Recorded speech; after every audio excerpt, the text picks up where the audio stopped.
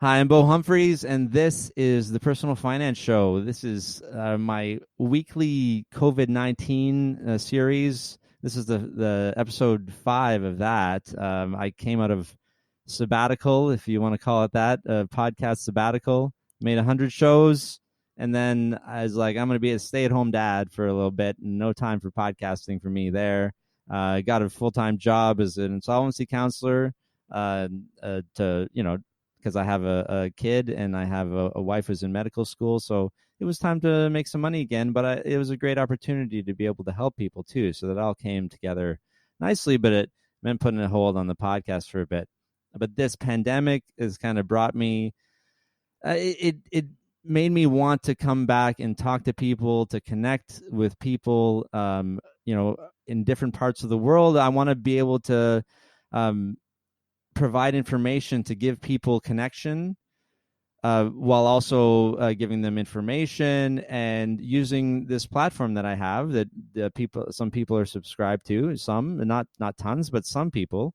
I'm getting some downloads, which is nice, and so that we can just give more information and connect the world. That's really the idea here. And so I'm trying to have different people from different parts of the world. Now this one, Tom Drake, he just happens to be in my part of the world, but in another province, which is kind of like a different world. It's pretty far away, almost a country away, right? So welcome, Tom. Welcome to the show. Thanks for having me on, and I'm glad you're back to podcasting. As I think you know, I tell quite a few people that they should be listening to you and having you on as guests and stuff like that. So it's nice to see you back.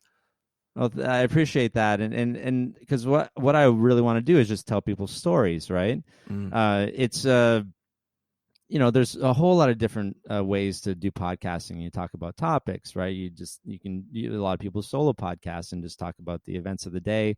Normally I don't do current stuff. It's usually evergreen stuff, but this is really like an opportunity to just talk about this pandemic, the COVID-19, while we're in it.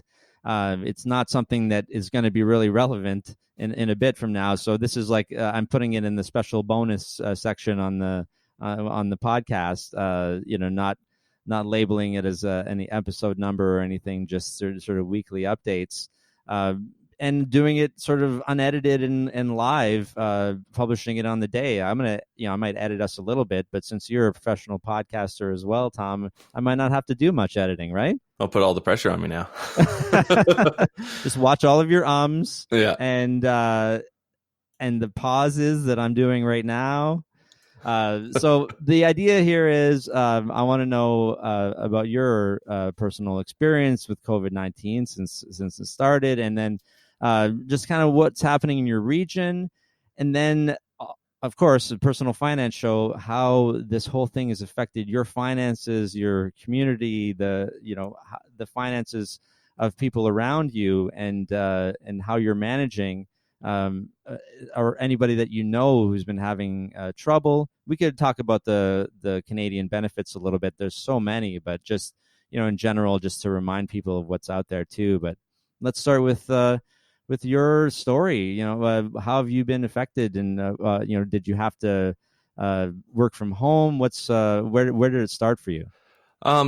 So I think it really started for me sort of the weekend of March 13th to 15th. That was kind of where that one. Yeah, kind of watching stuff for those first couple of weeks of March, and you're seeing these news reports, everything between it's not a big deal. Oh, maybe it's starting to be a big deal, and different announcements. Just a flu. Yeah, right? it was very confusing. Where we were getting kind of these different reports and how serious to take it, and so on the 15th, we had a birthday party for our youngest child at a movie theater, which was already one of the places that was getting a little bit of flack. Like they said, seems like a science fiction movie now that you're talking about in a movie theater with people. Yeah, well, not many. They Cineplex had come out, said that they were reducing seating to 50%. They were doing every second row. They were already taking steps. That they had staff doing extra cleaning. Now, when I got there, I realized they made those announcements, but really it was just a result of things. they didn't need to do every second row because no one was there. And Mm. because no one was there, why wouldn't you have your employees do extra cleaning? So it didn't seem like they actually went that far out of their way to do the social distancing. Okay.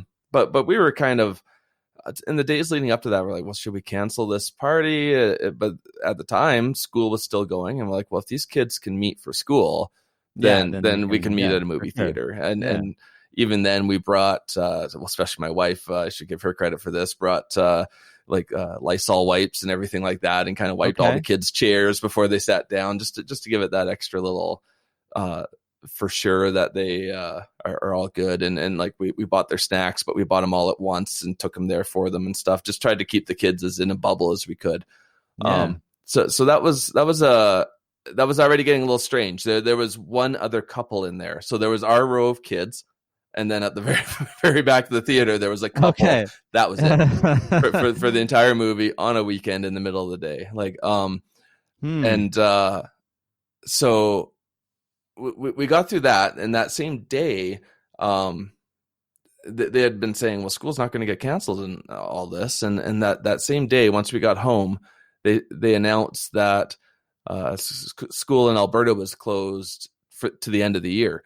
So really, at that point, they decided till the end of the school year. They went straight for that, where other provinces were saying things like, well, we're going to close it for two weeks and see how it goes. But when Alberta closed, they went from nothing and literally having a meeting about it one day before, and then the next day, we're going to close it to the end of the year. And so that made us suddenly take it really seriously, like to just that shock of like, oh, this is a thing. Like, this isn't some one or 2 week problem. This is probably going to go through till the summer.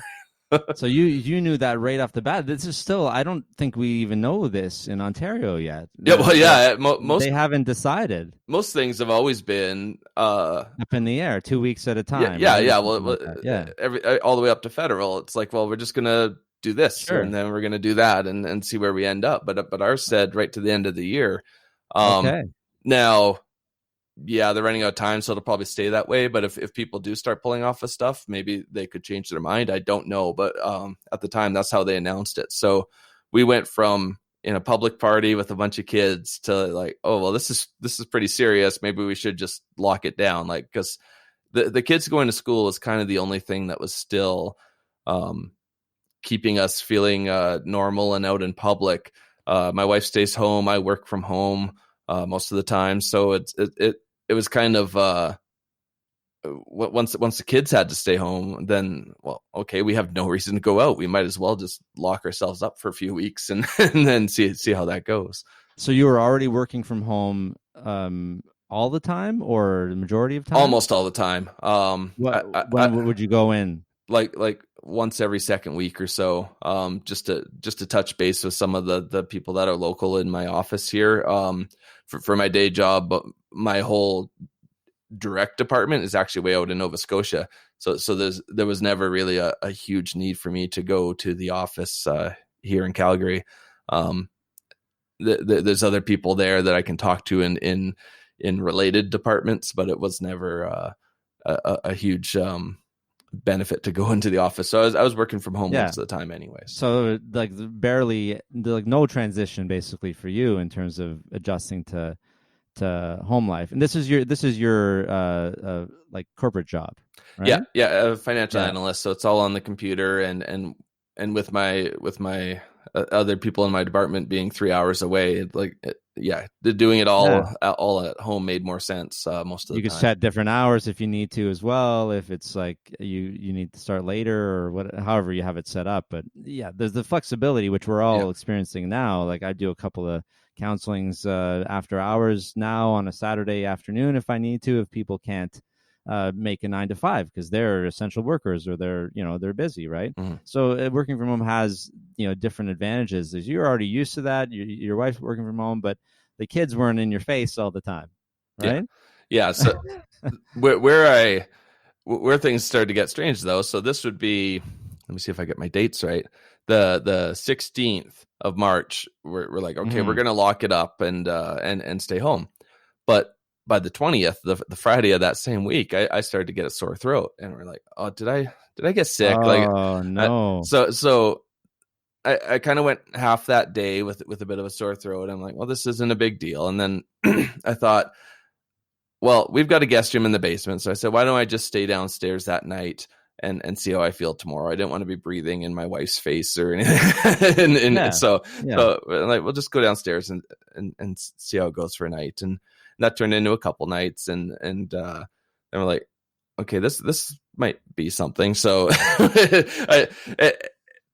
how are you feeling at this point? At this point, totally fine. Okay. But the weird thing was the news I was watching, again with not getting all the information at the time, was there was a set amount of symptoms. It was sort of, well, you have to have a sore throat, you have to have a really high fever. There was a lot of talk about your fever at the time, and so as I was going on, I was downstairs maybe a week at this point, and then they started to change some of that, and it was like, oh, well, you might just have a runny nose, or you're fine to not have a fever. And nowadays they're even saying you don't even have to have symptoms, but at that point, right? It wasn't quite. It varies so much. The test is the only thing that tells you, right? Yeah. So on the 24th, a couple things happened. One, I found out that someone in my office did test positive. And I had been in the office once just before we locked up. One time. Yeah. So between that and between the movie theater, like, did I really pick it up? Like, I never go outside. How did I pick this up? It's, of course, yeah. And that's, I mean, just to interrupt you for a second, that's a really good example of, like, I only went to the grocery store once every 2 weeks, but if you were in somebody's face, like, it could be that easy. A lot of people are not going to pick it up if they walk down the street, but somebody could. And you just, it's a reason to be vigilant and that kind of thing. But yeah, so sorry, please continue. No, it's all good. And you got it exactly right. Like, it's not how often you go out. It's that one time and you slip up. That one time. And I'm terrible at touching my face. I've got a beard, so I'll rub it a lot. And we're all terrible at this. We're changing all that, though, right? Yeah. So on that day, on the 24th, I called 811 here. I assume that's the same provincial number. Is that the same for you? That we have an 811? I don't know. I haven't looked into it. Is that new for COVID? For us, no. For us, that's just sort of our health line. Like, you can for non-emergencies, you can dial 811. I got to look into this in Ontario. I don't really have a lot of medical, non-medical emergencies. Yeah. Oh, wait, but they're not urgent, but they're medical. Yeah, you go all the way where you just 911. I usually do nothing, but yeah, I should know that. Yeah. Okay, good. I'm gonna look into that. So back to you, Tom. When I called them, they took my symptoms. They still weren't too sure, but when I said I was in the same place, touching the same doors as someone that was positive, they got a little more interested. And then they said, well, okay, we'll set you up for testing. The testing team will get back to you, but it'll take several days. They were right, because it took about 5 days. And 5 days. And then I got a call. We have some testing time today. Can you do? I think it was 12:30. They were calling me in the morning, and yeah, okay. So for the first time in what was it, a week and a half or so, I got to go outside. So I drove the car. My wife gave me the Lysol wipes, so when I was done with the car, I could kind of wipe it down, so she could go back to using it. So I did the test where they stick it to the back of your head, like it's if you find one of those sort of side cutaways of someone's head, what it looks like when they put this thing in is it doesn't just go in your nose. It's like they push it once and then they push it again. Like, it's like they find the little curve and go a little it further. Goes into your brain. That's what the cutaway looks like. It's like that. No, that's too long to go into my face. I'm sorry. Yeah. But it's like 2/3 into your head. What is it? It feels really uncomfortable? Yes, it felt uncomfortable, but I hadn't seen a cutaway like that before, so I didn't realize just how far it was going. And then I saw when they pulled the stick out just how long the stick was, and I didn't know that was all inside me. But wow, apparently. Yeah, I mean, we don't normally don't have to go through something like this, right? So, it's not the worst thing that can happen to your face, right? But it's shocking a little bit, right? Yeah. So at that point, they said it, and the news was saying it was about 4 days for test results. So I figured 4 days after the 29th, I should have my results. Nothing came. So on April 4th, I called again to this 811 line, which doesn't have access to the information. So that's part of the problem. Yeah. You call them, and all they could really say is, okay, we'll take your information. Someone will call you. No one did. So 4 more days on April 8th, I called, and again, she was a little more apologetic. She's like, all I can do is take your information. We can't see this information. She said, I would suggest that you call every day and start finding out what's happening here. Sure. Okay. And then she also suggested to sign up for My Alberta, which here is where you can kind of get your health records. There's My Alberta, and then you go into the section called My Health. So she said, sign up for that, and you'll be able to see your records there. So I thought that was great. But when I got off the call with her, I went to sign up and went through the whole process. Then it says, okay, well, we need to verify it's you because these are health records. So we're going to send you a code by mail, and it'll take up to 10 days. so that was like the CRMI account. Yeah, exactly. Yeah, you need that verification first. So for anybody, take up to 10 days. Is that what you said? Yeah, exactly. Up to 10 days. No. So for anybody in Alberta, or if there's a similar provincial thing, just health records in general in any of these provinces, sign up now. So that when you need those results like that, you've already got that account. Don't wait till you're me. So the next day, look for that wherever you live. Yeah, just like these are the things we need to have just set up. And if you think, oh, I'll never need that, well, this is when you need it, right? Yeah, it's amazing. Like here in Alberta, it's amazing all the stuff they had. Like I don't really have much of a medical history, but I could see like all the years I got flu shots. Like that's actually recorded in there too. So it goes back. It's not just when you set up the account or anything. We have it for public health for vaccination. So maybe that's the similar thing. But like, does it have other things like appointments and things, or is it mostly for immunization stuff? I think it's health records. How deep that goes, I don't know. But I don't think it goes into appointments. But I think it's sort of like testing results and stuff like that. Sure. Okay. That's really good to have. Yeah. So, but obviously you didn't get access to that. That wasn't helping. So on April 9th, the next day I called, and I recorded this call because I kind of wanted to see what was going on. If I got told again. I'm already waiting for 3 calls at this point, the original one and 2 callbacks. Nothing happened. So when I called, this guy, he kind of just gave up. He's like, he said, we don't have your result. Like, we can't see your results. How long have you, when did you first get sick, and how long have you been symptom free? At that point, when I first got sick was like 2 weeks before, and I was symptom free for 5 days. Sure. And he's like, okay, well, you could go back upstairs because I've been staying in the basement, staying away from my family. Technically, when I got my test, it said you can't leave the house. They can't truly tell you to stay away from other people. Like, what if you're a family in a 1-bedroom apartment or something like that, like with 1 bathroom? Like there would be people that have to be together. That's a tough one. Yeah, I was spoiled enough where I've got a guest room in my office and a bathroom and everything in the basement. I could kind of give myself my own little suite. There's all these things about, hey, isolate yourself in your second bathroom and the other bedroom, and it speaks to so much privilege, right? Yes. It's like the majority of people don't have 2 bathrooms, and like, oh yeah, sure, I'll just use my guest bedroom right in my bachelor apartment. Like, so that's a really interesting way that they were positioning it. I think maybe that was a U.S.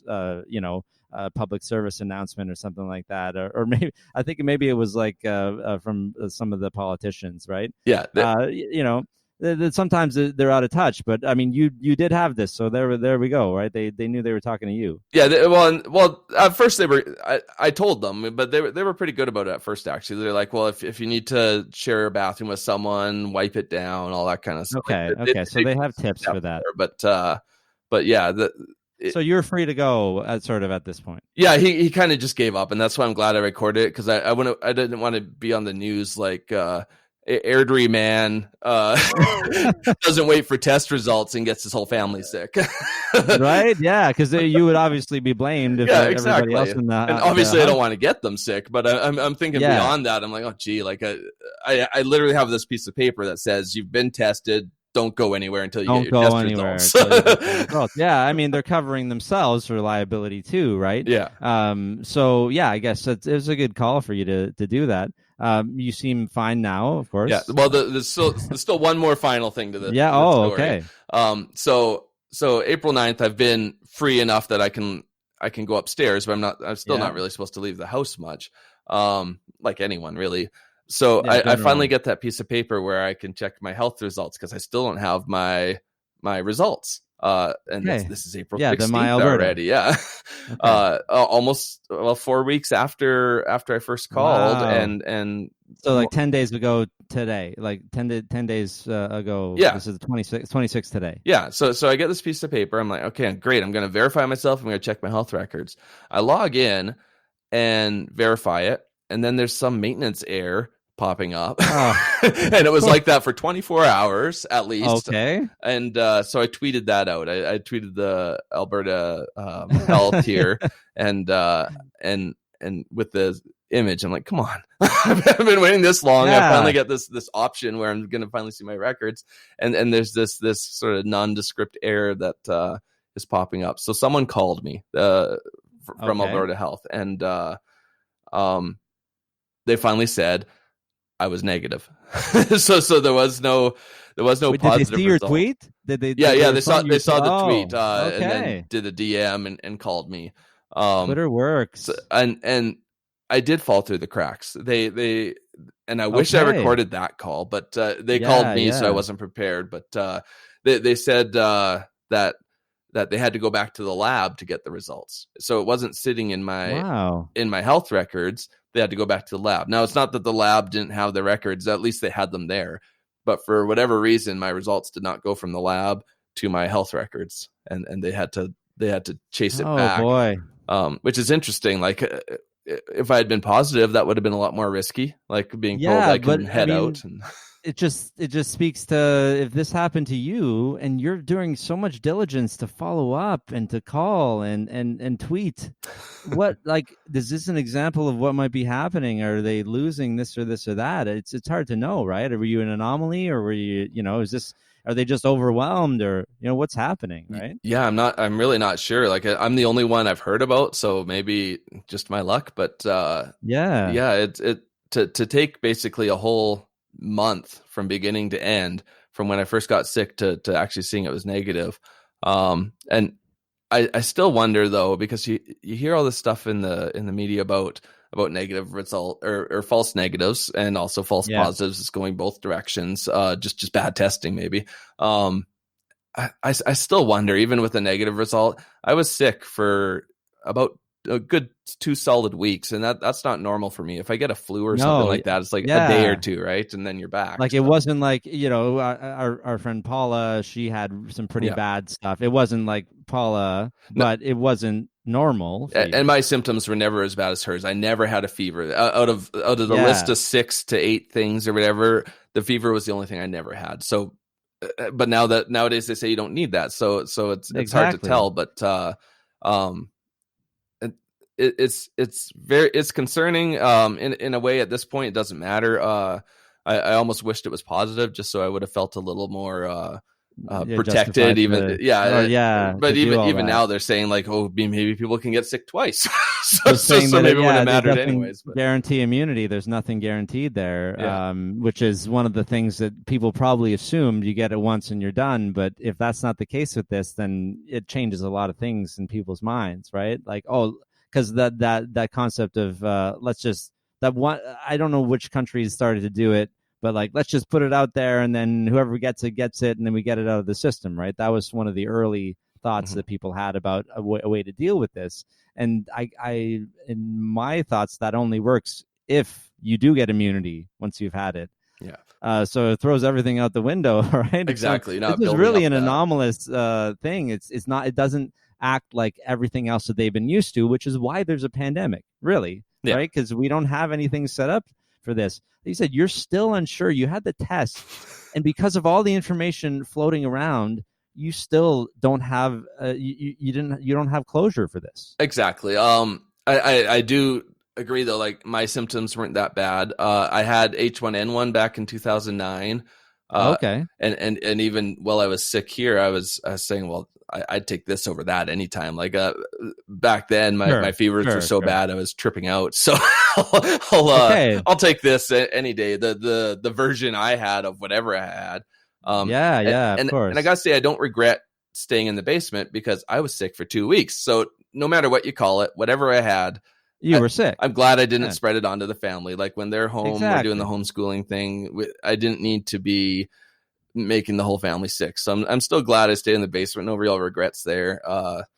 So they're good. The family. Yeah. Anyone? No one ever had anything like common cold. I stayed locked minor? away. My wife was bringing me food to the top of the stairs, kind of thing. I'd send her notes. I'm like, I'm out of cups for tea. I'd message her notes, and some people have joked around like, oh well, that must be nice. She was bringing you everything, but like you don't realize how bad it is when you're stuck in a basement and like you want something, you can't get it. Like, cause I wouldn't go upstairs and go into the fridge or anything like that. So we were trying to make sure I had food, like when they're all sleeping and I'm up late at night.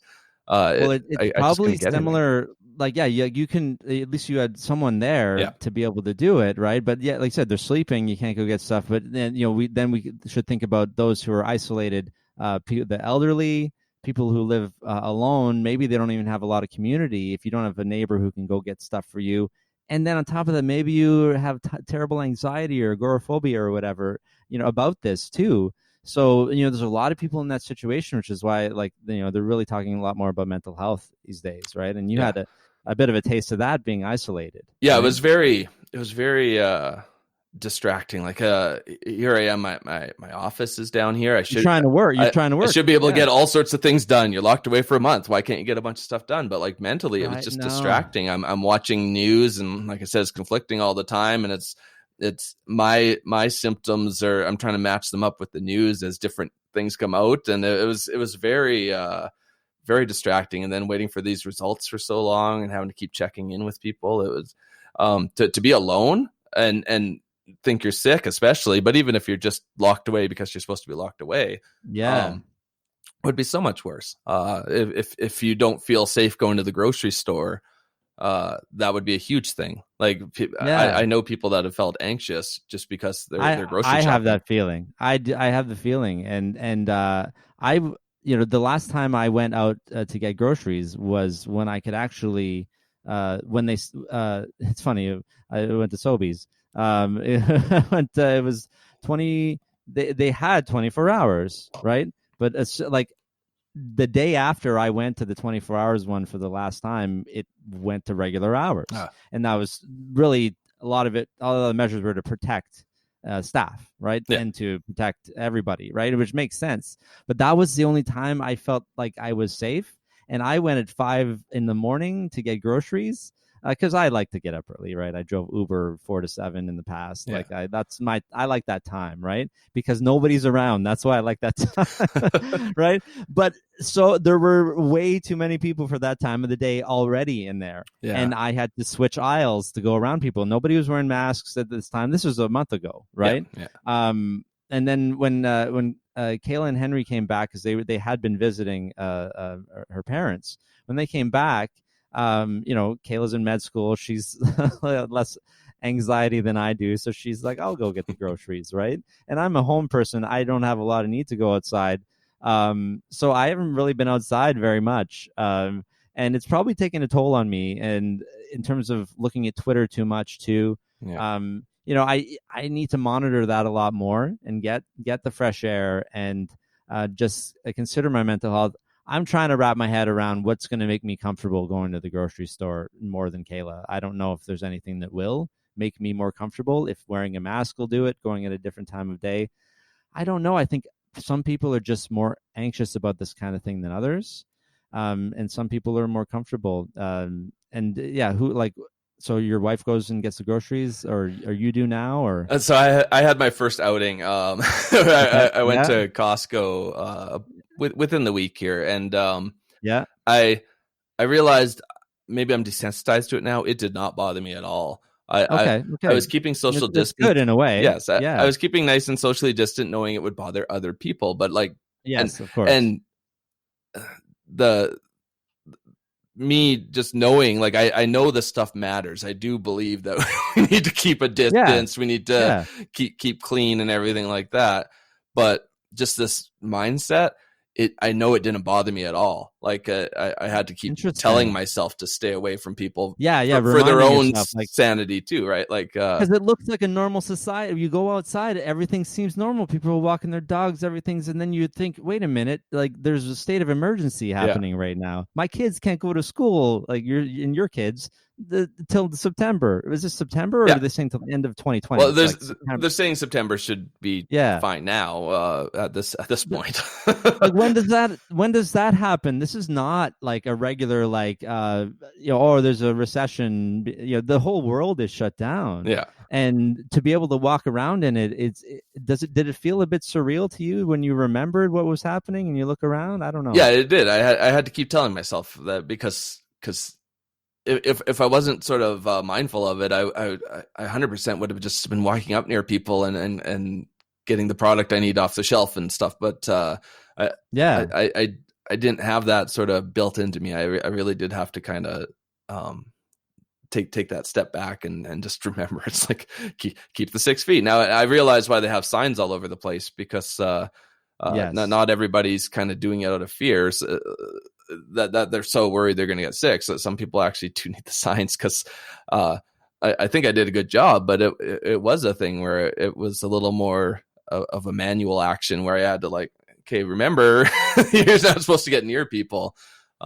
Yeah, so I don't know if I was just desensitized or what. When you mentioned surreal, what really felt surreal was when I did the drive for the test. Like I had been locked away for a week already. Just to walk outside, go to the car, like before I even got in the car, I kind of just stopped and like sniffed in the air, and it's just nice to. You weren't allowed to go outside. Like Yeah. I can go outside every day, and I choose not. Well, I do. I try to open the door, but some days when the pandemic or not, I don't go outside. Exactly. Right? That's because that's how I am. You can see I'm in the basement now. Well, I guess you are too, Yeah. right? But this is, I don't know. This is where I feel comfortable most of the time. So some people are vampires and some people are not, right? Yeah. So I fall in more of the vampire category, which is helpful, but also it's not good because there's anxiety there too, right? If you have any anxiety, so if you don't need to go outside, fine. But then whenever you do need to go, it's a really hard thing to do, to walk down the street. That's tough, and we don't really.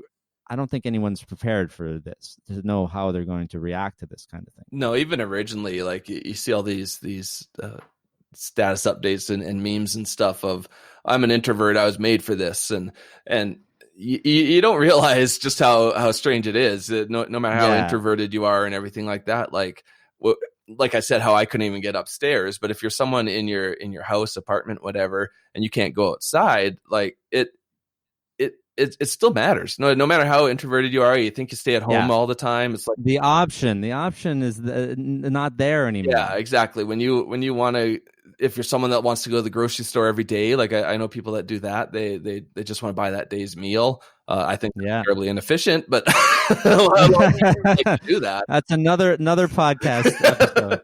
Yeah. But yeah, when some of the stuff's just taken away from you, or you're someone that eats at a restaurant more than you go to the grocery store, like that's a huge shock. You may literally not know how to cook anything. That is a lot of people right now, and they're figuring stuff out, right? They're maybe cooking basics. Maybe a lot of people are learning how to bake bread, or like that seems to be what's happening. I don't know. What was the one thing? You take sports away, and suddenly guys are baking sourdough, right? Because there's not a lot of, like, I forget, because I'm working and you're working as well, that a lot of people are not working, and they're at home, they're on EI, they're on the CERB, whatever it is, they don't have anything to do. Yeah. You and it doesn't sound like you're bored. Life's pretty normal. Like I've said it before online, like if to be like a single mother working at a restaurant would be an amazing shock right now. Like you Yes, lose your yes. job, you've got a kid at home. Like I couldn't even There's imagine. no replacement. Like, I don't have enough empathy to fully put myself in their shoes. I can't imagine being in that situation. It's just it's something I really can't speak to because it's just that different. Like for us, things are pretty normal. you were set up for a pandemic. Like, on top Yeah. of that, like, even if you, like, in your situation, and you can decide to reveal however much you want here, but like, if you were to lose your corporate job, you might still be okay, Yeah, I'd probably be fine. right? Because you have other sources of income too. Yeah, the way I've always put it is I'm basically doing 2 full-time jobs, which has Yeah, allowed my wife to stay home. So it's still kind of a dual income relationship that we make work together, kind of thing. But my wife never had to go home, or sorry, my wife never had to go to work after we had our first kid. yeah. So that's what my business has allowed. And then it's still nice to still have that second job, just like any other sort of family situation. If you Yeah, dual dual income's pretty income. common. You're just doing both of them. Yeah, Yeah, exactly. I'm doing both because I and can, and she's able to give the kids more time and stuff like that. And of course, we talked about this in detail when you were on the show to tell your story. So people just go back and search for Tom Drake in the search bar in the show, and you'll find the whole hour plus. I'm sure we did Probably was, yeah. on that and how that happened. So, I mean, in terms of talking about how this has affected your personal finances, probably not that much. But do you have any examples of what's been affected for you or for others, or just in general? Yeah, I think on the personal finance thing, obviously the biggest thing for if you still have your job and everything like that, those are much bigger issues. But if you're kind of carrying on like normal, investing is kind of an interesting issue right now. If you have a lot invested, you're watching these numbers drop at a point. They're coming back up now, but and if you're looking to invest, it's like, well, where do you get in there? So I'm not a fan of timing the market. I can sometimes be a fan of trying to buy low, though. when something looks you've had a couple of episodes lately on your show, right? In the Maple Money podcast. Yeah, we that was interesting too. I blogging and podcasting. I built up this machine where it's like we're going to be 2 to 4 weeks ahead. Everything's going to be great, and then this happened. So I have a team of help, thankfully, with the podcast, and we really had to mess with some scheduling to get some of these episodes in. But like investing is a big thing, or a big opportunity right now. I've said before on my podcast, I sort of fell into it by accident in 2009. I happened to sell a good chunk of investments before buying my first house in 2008. I sold. Okay. And yeah. So now I'm back to a point of, okay, well, now I need to reinvest, including paying back a home buyer's plan.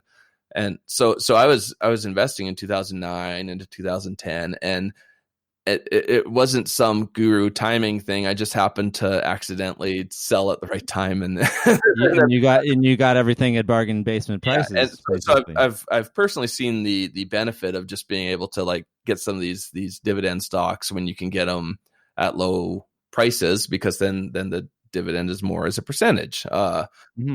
Assuming dividends never change with certain companies and stuff. If they pay out 20 cents or whatever, it's like that might be maybe that used to be 3% and now it's a 6% dividend every year. So this is much better numbers than a savings account. Sure, yeah. Now the caution is it's easy to get burned with market timing. It went down really fast and now it's coming back up, but that doesn't mean it's not going to go down again. So people can't look at it like, okay, Tom says this is the day to buy because it's going to keep going up. I don't know, just like nobody knows. I have a feeling that at the very least this is going to drag on for a while, and not necessarily the virus, just the economy at this point. Yeah, of course, a recovery if there's such a thing. Yeah, like if Canada and the U.S., suddenly said on Monday, okay, everything's open. It's not, though, because like not everybody's just going to rush out to the restaurants that day, and some of those restaurants aren't going to open ever. So there's things like this in the economy. Yeah, like they're not everyone's not gonna get their job like immediately the day that it opens. Yeah, right. yeah, It's going to be gradual, if anything, and maybe much more restrained. Because much more. And again, going back to 2009, it was very similar. Like you're gonna cut staff, and if you can operate with less staff going forward, you're gonna do it. Because you just need to control those costs. Even with the government help right now and everything, you still have to keep your business running a certain way. You have to not be losing money. So if you had 6 staff and you cut it down to 4, even when everything opens, maybe that's still what you're doing, because you're just not going to rush to go back to where you were. Those are slow builds where it's like, oh, economy's doing well, my business is doing well, we're going to keep building slowly over years, and then something happens like this, and then you got to kind of slowly rebuild again. So I don't see it going back to normal. We don't know what's going to happen. That's the bottom line, right? So the same thing with investing. Like if you were thinking of taking some extra money, if you have some, and investing it now because, this is the bargain basement, that's not really cut and dry, like the answer there, right? Yeah. So like only looking back, have a method. Yeah. Well, looking back. Sorry, what were you saying? Only looking back will you ever know, but that isn't helpful. Yeah. Like so maybe a couple weeks ago was the lowest, and we're on our way up. Maybe not. Maybe that was a little dip and it's going to get worse. We don't really know. What we do know, at least, is that it's lower than it was, stock price and everything, or lower than they were a month ago, 2 months ago. And if you're willing to invest and you can handle watching your stocks go down in price, then at least for a little bit more. Yeah, long run, you'd be okay. Like maybe it's good to know that you're invested for a long time. This isn't somewhere where you put money in and, I'm going to double my money in the year because it's going to go back up. It's hard to make that call.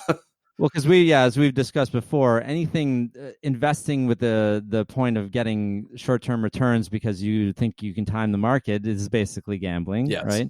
And if you have money to do that, then hey, this could be the time for you to just do some speculation, but don't ever use money that you can't afford to lose when you do that, right? Yeah. But as you just said, you put some money in now, maybe it keeps going down a little bit more for another year or even 2, and then in 20 years it's all back up and you got it at one of the relatively low prices, and that's kind of what you're saying. This is a possible opportunity for that. Yeah, right? This is the season of investing where I do like dividend stocks, because then you can look at it where you're getting that 6% dividend every year.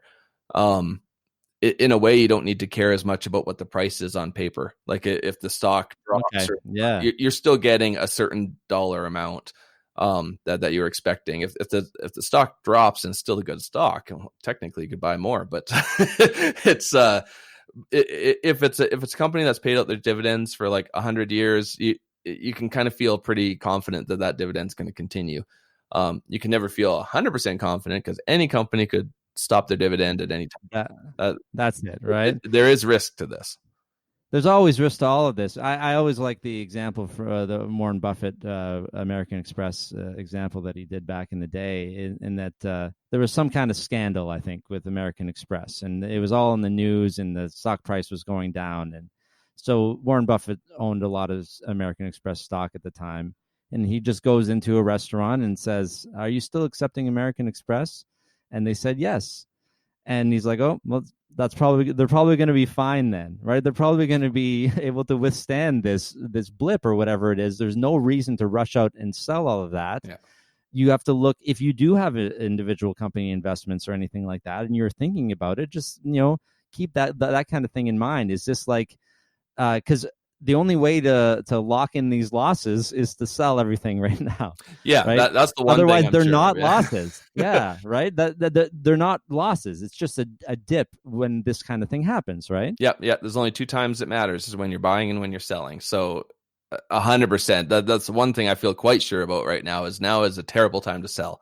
Assuming you bought this even 2 months ago, say you invested, like you do not want to sell when it's down, because you're right. You've locked in the loss, and then you're no longer there for when it goes back up. And that just leads us to sort of one of the main personal finance tenets that you never invest any money that you need in the next 5-10 years. Well, what's your amount? Like you keep it in cash or something that is liquid and not susceptible to market changes. Yeah. So I barely even look at it as years. Almost everything I invest, I almost consider retirement.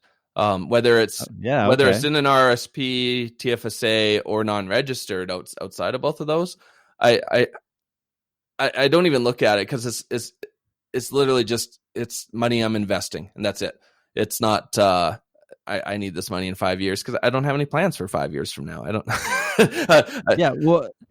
Yeah, I guess you don't, but some people do, right? They would have saving for a down payment for a house or something like that, right? So in that case, yeah, that's a great point. If you do have a plan for something, then chances are it's within a time frame where you don't want to use the stock market at all. If it's 5 years, 10 years even, because this can happen. You could save up that $50,000 and then watch it become like $25,000 in a week. So it's not a good place for any kind of immediate term. And then that 25,000 will eventually grow back up, but not in the time that you need it to. And that's really what it comes down to, right? When people are afraid, like, oh, what if everything crashes? Well, just assume that it's gonna crash. Yeah. It will. Well, and this is what right? people do with their retirement savings. As you get closer to retirement, you should be taking money out of the stock market and putting it into things like bonds. Where you're just kind of locking that in. You don't make a lot of money on bonds, but you don't lose it either. So in a way, similar to a savings account. Like, it's just that you're taking that money out of the stock market, you're putting it somewhere safer, and not all of it. Like, say you're heading towards retirement, you take 20% out and put that in bonds, just so that you have some money there for the immediate time, whether that's 5 years, 10 years. That's the money you pull out, and then you leave the rest in the stock market. So when these kind of drops happen, you just let the rest of that keep riding until it's back to a better place, and then it's time to take some more money out and put it in bonds. So, just doing that. This whole idea of like reallocating a portfolio is really assuming that things are going to get bad at some point. You're pulling money out. Yeah, get in. That's really the best policies. I mean, nobody knew that this was coming, but people had been saying that correction of some kind was coming. This is the bad one, but that's why we need to be aware of these things, and you just can't leave something in the same allocation as you get older. That's why personal finance advice is personal, right? As you go, it's not only personal for the person in terms of what your risk tolerance is. It's as you get older, your risk tolerance changes. You personally might have the same risk tolerance, but you have to look at your situation too. Mm-hmm. And, of course, all of this applies to people who have investments already, and everybody else is in survival mode. So we're talking about that, of course, and we're talking about people who actually are affected by the market changes. But everybody's in a different situation right now, as we were saying on the Dear Ruby show. Like, everybody's in the same situation, but also very different. We're all affected by this pandemic, but in different ways, right? So that's why I want to go around and talk to different people around the world, because, it just, you want to find someone who you can relate to, right? Yeah, a lot of people are concerned about the markets right now, for sure, right? And then other people are just concerned about how they're going to get groceries or be able to leave the house. So let's talk about all this stuff, right? So yeah, that's pretty good for today, Tom. Is there anything else you wanted to talk about, in terms of personal finance or anything like that? The only thing I'm looking at is kind of this, and we've touched on it a bit, but this idea that, like, we may never have sort of back to normal. Like, I kind of like the term new normal. New normal, like we're already looking at this. Like, one of our kids is doing pretty well with homeschooling. If they both were, then we'd be like, okay, well, maybe we should do something different.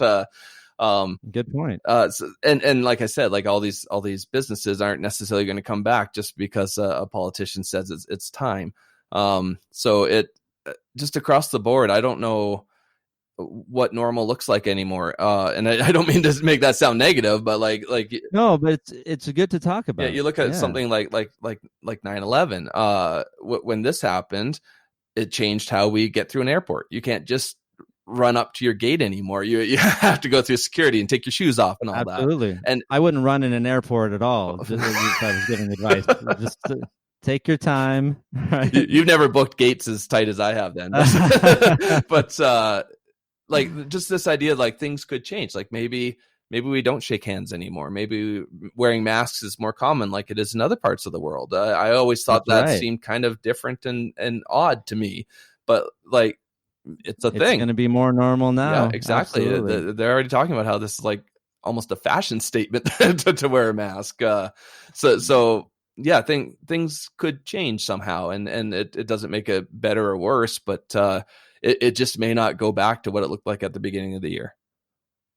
Yeah, and we need just to slowly kind of wrap our heads around that. If you're just sitting there waiting for things to go back to the normal that they were, I don't know. It might just, that might be a bit of a fruitless thing. They're going to go back to something, but it's unlikely, especially right away, going to be back to the normal. So, just whatever you can do to adapt to that. Yeah, if working from home is working for you, schooling from home, that kind of thing, like you already have an ability to plan. You know that it's going to be for a little while, so you could have a little testing it out, right?